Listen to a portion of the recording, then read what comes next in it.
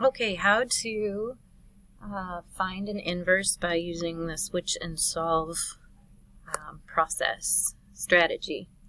So we're going to be starting with replacing f of x with y. So I've got y equals x plus 3 over x. Next we switch x and y. Remember to switch both x's to be y's. So I've got x is equal to y plus 3 over y. And then we're going to solve for y. Alright, so I'm going to start by multiplying both sides by y. In a different problem, it's whatever is in the denominator. Y divided by y leaves 1 here, and these multiply together to give me an xy.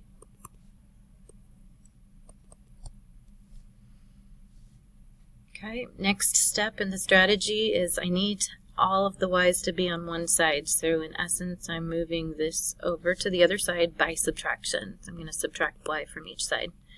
So I've got x y minus y is equal to 3. Now I've got what I want. I've got all of my terms containing y all on one side. So now we factor out y. After factoring out y, we've got x minus 1 equals 3. Then divide both sides by x minus 1. So y is equal to 3 over x minus 1. Our fourth step is to replace y with inverse f of x to write the final version of our inverse equation, inverse relation. And there we have it. Okay, here's another example. So same steps. We're going to switch. This will become y, and then I'm going to trade x and y. So I've got x equals 3y plus 4, and I need to remember to switch both, so 5y.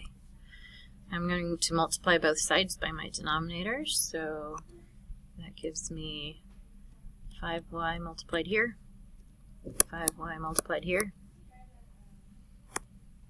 So now I've got 5xy equals, those divide out, 3y plus 4. I'd like to move this over here by subtracting 3y from each side. So I get 5.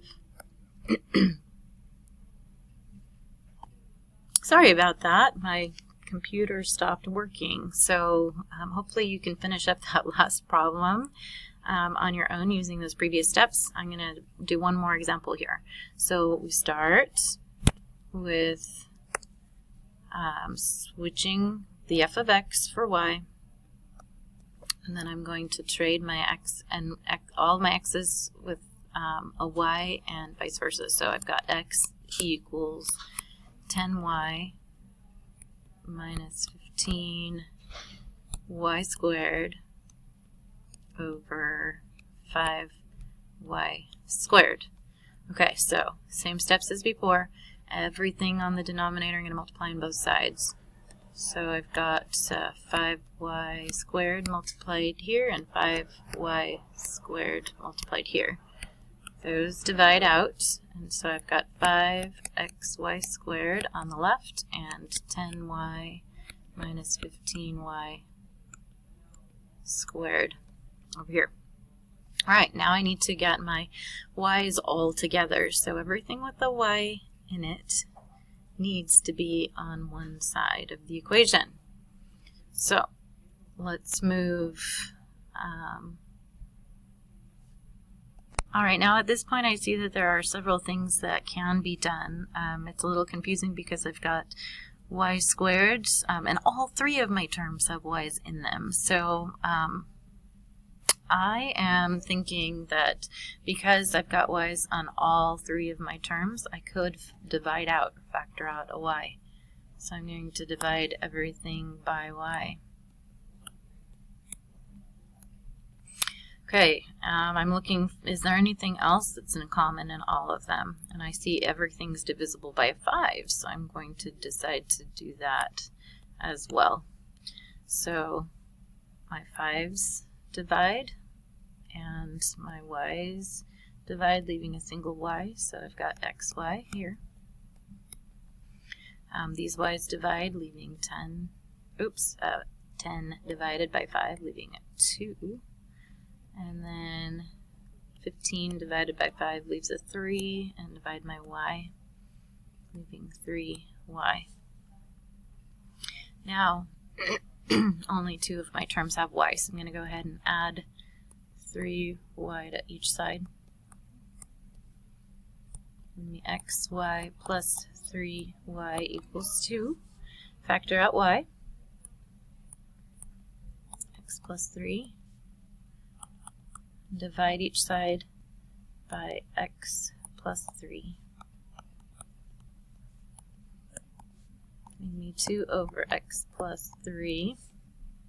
And then we replace the y with our inverse notation. So inverse f of x is 2 over x plus 3. Okay. Now, that said, I could have made this problem a lot simpler by simplifying some of this before I even got started in the beginning. If you look here, this is all factorable. I could factor a 5x out of everything in the beginning. So 5x factored out of my numerator leaves 2 minus 3x. And a 5x factors out of the denominator as well, leaving x. Divide the 5's, divide the x, and I've got a function 2 minus 3x over x, which is a lot simpler at this point. Then we can apply our procedure and we would get the same result in the end. Okay, I hope this helps. Practice, practice, get this figured out. Okay.